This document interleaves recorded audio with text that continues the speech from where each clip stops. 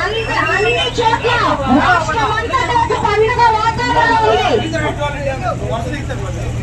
ప్రజలు ఎలా అయితే ఈ అరాచకం వద్దు, ఈ విధ్వంసం మా వద్దు అని నాయకత్వం మారాలి అని గత 5 ఏళ్లు పడిన కష్టాలు కోరుకున్నారు. అదే విధంగా ఒక ప్రజా పాలనని తీసుకొచ్చింది కూటమి ప్రభుత్వం.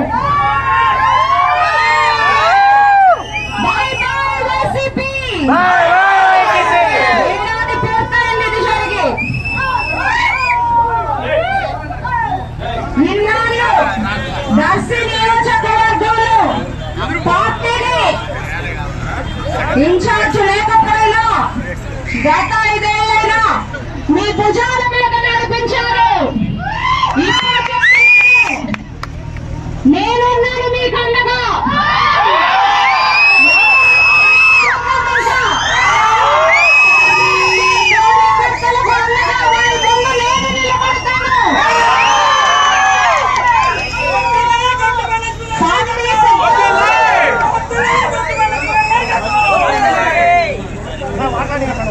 మాలాంటి చదువుకున్న వాళ్ళు రాజకీయాల్లోకి వచ్చామంటే అందుకు స్ఫూర్తి మరణం లేని నాయకుడు అన్న ఎన్టీఆర్ గారు.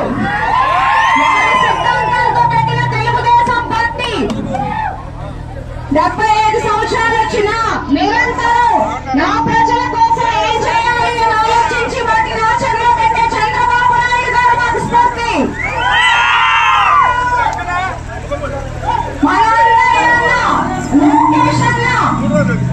ఎక్కడ ఓడిపోయారో ఎంతో కష్టపడి అత్యధిక మెజారిటీతో అక్కడే గెలిచి యువగలంతో చరిత్ర సృష్టించి రాజకీయాన్ని ముందుకు తీసుకెళ్తున్నారు, పార్టీని ముందుకు తీసుకెళ్తున్నారు. స్ఫూర్తి డిప్యూటీ సీఎం పవన్ కళ్యాణ్ గారు ప్రజల కోసం వచ్చారు రాజకీయాల్లోకి. అలాంటి వారు నాకు స్ఫూర్తి. వెంటిలేటర్ మీద ఉన్న రాష్ట్రాన్ని కేంద్ర సహకారంతో ఆక్సిజన్ మీదకు తీసుకొచ్చింది చంద్రబాబు నాయుడు గారు. సంక్షేమం, అభివృద్ధి, సుపరిపాలనతో ప్రజల ఆశీర్వాదంతో ఏర్పడిన ఎన్డీఏ కూటమి ప్రభుత్వం ఇవాటికి సంవత్సరం పూర్తి చేసుకోవడం, ఒక మంచి ప్రజాపాలన అందించడం ప్రజలందరూ చూస్తున్నారు. నా ఎస్సీ నా ఎస్టీ అంటూ వారి 27 పథకాలను తొలగించేశారు గత ప్రభుత్వం. బడుగు బలహీన వర్గాలను అణిచివేశారు. విద్యా వ్యవస్థను నిర్వీర్యం చేశారు. నిరుద్యోగ యువతకు అన్యాయం చేశారు. మహిళల మీద అఘాయిత్యాలు చేశారు. 2019లో ఆంధ్ర రాష్ట్ర ప్రజలు నమ్మి ఓట్లేసినందుకు రాష్ట్రాన్ని ఒక విధ్వంసం సృష్టించారు. దళితులను చంపి డోర్ డెలివరీ చేశారు. దళిత డాక్టర్ సుధాకర్ ని రోడ్డు మీద కొట్టి చంపారు. అందరూ ఒక మంచి తీర్పిచ్చి మహిళలు, ప్రజలు, యువత అందరూ ముందుకొస్తే మొన్న చూస్తే అమరావతి మహిళలను అమరావతిని వేశ్యల రాజధాని అన్నారు. ముమ్మాటికి మన అమరావతి దేవతల రాజధాని. అక్కడ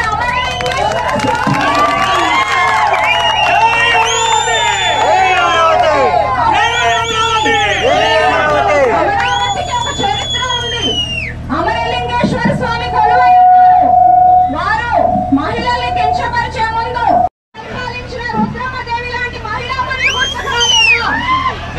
గతంలో ఇలాంటి భాష, ఇలాంటి పరిపాలన చూసే 11 సీట్లకు పరిమితమయ్యారు. ఇంకా కూడా ఎందుకు ఇలా జరిగింది పొరపాటు అని తెలుసుకోకుండా ఇదే తరుణంలో ముందుకెళ్తే పార్టీ కనుమరుగైపోవడం ఖాయం. గత 5 ఏళ్లలో వైసీపీ ప్రభుత్వం ఇచ్చిన హామీలను 10% నిలబెట్టుకుంటే కూటమి ప్రభుత్వం ఏడాదిలో 75% హామీలను నిలబెట్టుకుంది. పెన్షన్లను ఇచ్చిన మాట ప్రకారం 4000 రూపాయలు చేసి గత 3 నెలల పెన్షన్ కూడా కలిపి 7,000 ఇవ్వటం దేశంలోనే ఓన్లీ ఆంధ్రప్రదేశ్ రాష్ట్రంలో చేయగలిగాము. ఇంత అత్యధిక పెన్షన్ ఇస్తున్న రాష్ట్రం దేశంలోనే ఆంధ్రప్రదేశ్ కూటమి ప్రభుత్వం మాత్రమే. 203 అన్న క్యాంటీన్లు ప్రారంభించాము. 61 అన్న క్యాంటీన్లు సిద్ధంగా ఉన్నాయి. దీపం 2 పథకం కింద 90 లక్షల పైన మహిళలకు గ్యాస్ కనెక్షన్లు